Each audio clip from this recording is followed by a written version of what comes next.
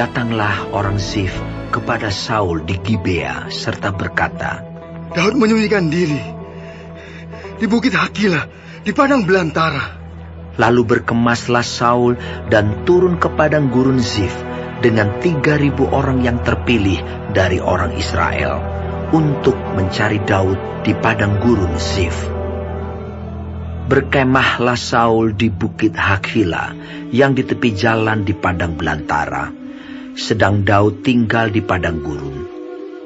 Ketika diketahui Daud bahwa Saul datang mengikuti dia ke padang gurun, disuruhnyalah pengintai-pengintai, maka diketahuinyalah bahwa Saul benar-benar datang. Berkemaslah Daud lalu sampai ke tempat Saul berkemah. Waktu Daud melihat tempat Saul berbaring dengan Abner bin Ner, panglima tentaranya, Saul berbaring di tengah-tengah perkemahan, sedang rakyat berkemah sekelilingnya. Berbicaralah Daud kepada Ahimelech orang Het itu, dan kepada Abisai anak Zeruya, saudara Yoab, katanya, Siapa turun bersama-sama dengan aku kepada Saul ke tempat perkemahan itu? Jawab Abisai, Aku turun bersama-sama dengan engkau. Datanglah Daud dengan Abisai kepada rakyat itu pada waktu malam, dan tampaklah di sana Saul berbaring tidur di tengah-tengah perkemahan, dengan tombaknya terpancung di tanah pada sebelah kepalanya, sedang Abner dan rakyat itu berbaring sekelilingnya. Lalu berkatalah Abisai kepada Daud, Pada hari ini Allah telah menyerahkan musuhmu ke dalam tanganmu. Oleh sebab itu izinkanlah kiranya aku menancapkan dia ke tanah dengan tombak ini, dengan satu tikaman saja. Tidak usah dia kutancapkan 2 kali. Tetapi kata Daud kepada Abisai, Jangan musnahkan dia. Sebab siapakah yang dapat menjamah orang yang diurapi Tuhan dan bebas dari hukuman? Lagi kata Daud, Demi Tuhan yang hidup, niscaya Tuhan akan membunuh dia. Entah karena sampai ajalnya dan ia mati, entah karena ia pergi berperang dan hilang lenyap di sana. Kiranya Tuhan menjauhkan daripadaku untuk menjamah orang yang diurapi Tuhan.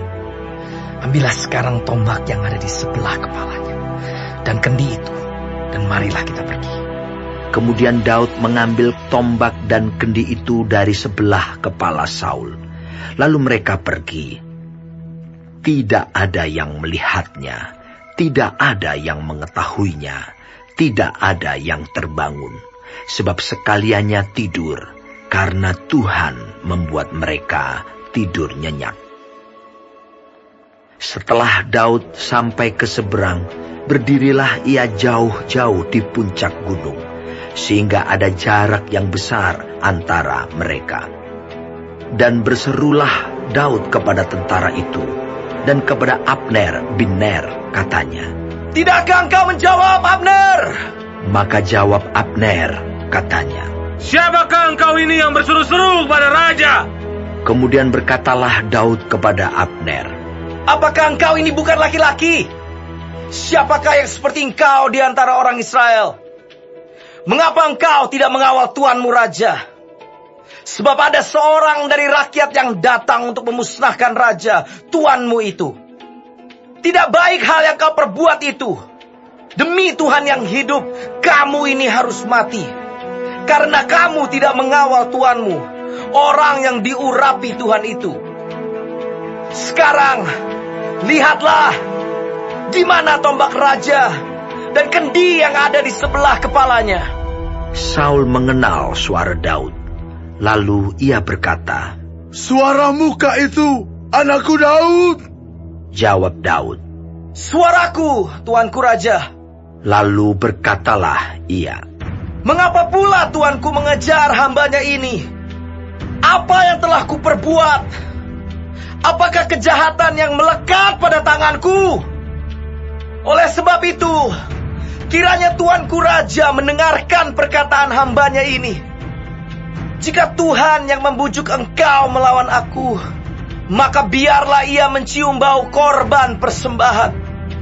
Tetapi jika itu anak-anak manusia, terkutuklah mereka di hadapan Tuhan, karena mereka sekarang mengusir aku, sehingga aku tidak mendapat bagian daripada milik Tuhan, dengan berkata, pergilah, beribadahlah kepada Allah lain. Sebab itu, janganlah kiranya darahku tertumpah ke tanah, jauh dari hadapan Tuhan. Sebab Raja Israel keluar untuk mencabut nyawaku, seperti orang memburu seekor ayam hutan di gunung-gunung. Lalu berkatalah Saul, Aku telah berbuat dosa. Pulanglah anakku Daud, sebab aku tidak akan berbuat jahat lagi kepadamu, karena nyawaku pada hari ini berharga di matamu. Sesungguhnya perbuatanku itu bodoh, dan aku sesat sama sekali. tetapi Daud menjawab, Inilah tombak itu, ya Tuanku Raja. Baiklah salah seorang dari orang-orangmu menyeberang untuk mengambilnya. Tuhan akan membalas kebenaran dan kesetiaan setiap orang. Sebab Tuhan menyerahkan engkau pada hari ini ke dalam tanganku. Tetapi aku tidak mau menjamah orang yang diurapi Tuhan. Dan sesungguhnya, seperti nyawamu pada hari ini berharga di mataku, demikianlah hendaknya nyawaku berharga di mata Tuhan. Dan hendaknya ia melepaskan aku dari segala kesusahan. Lalu berkatalah Saul kepada Daud, Diberkatilah kiranya engkau, anakku Daud. Apa jua pun yang kau perbuat, pastilah engkau sanggup melakukannya. Lalu pergilah Daud meneruskan perjalanannya, dan pulanglah Saul ke tempatnya.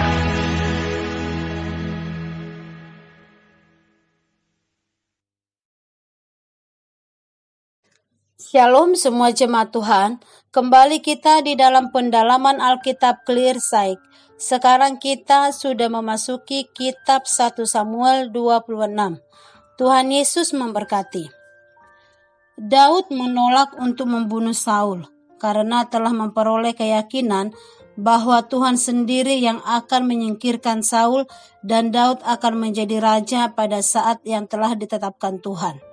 Tuhan sendirilah yang akan berurusan dengan Saul. Sekali lagi, Daud menunjukkan sikap seorang pahlawan Tuhan, berjuang demi kemuliaan nama Tuhan, berkorban demi kepentingan banyak orang, bertekad untuk terus mempertahankan kebersihan perjuangannya. Kesempatan di dalam membunuh Saul itu sangat terbuka, tetapi sekali lagi Daud tidak melakukannya. Cara berpikir Daud berbeda dengan cara berpikir kebanyakan orang yang cenderung memikirkan kepentingan diri sendiri. Meski ingin meraih kesempatan yang terbuka di depannya, Daud tidak melupakan Tuhan. Ia mendahulukan Tuhan yang berdaulat atas miliknya. Ia percaya dan menunggu waktu Tuhan akan tiba saatnya. Saul menerima hukuman bagi kejahatannya sesuai dengan keadilan Tuhan. Dengan hikmat Tuhan, perkataan Daud kepada Saul membukakan pikiran dan hati Saul. Yang pertama, tindakan Saul di dalam memburu Daud itu bukanlah kehendak Tuhan, melainkan bujukan manusia, maka tidak akan pernah berhasil.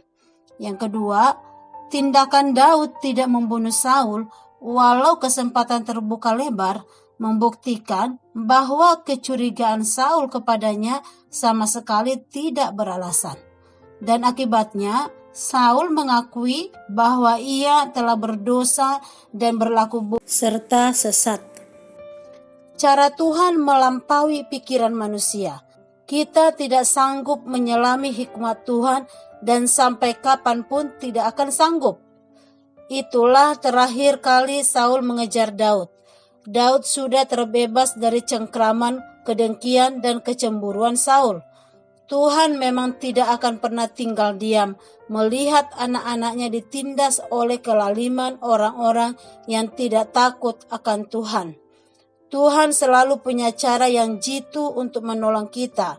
Namun Dia, Tuhan, mengharapkan ketaatan total kepada caranya Tuhan dan waktunya Tuhan. Tetaplah berserah kepada Tuhan. Biarkan Tuhan yang menyelesaikan masalah kita. Amin. Tuhan Yesus memberkati.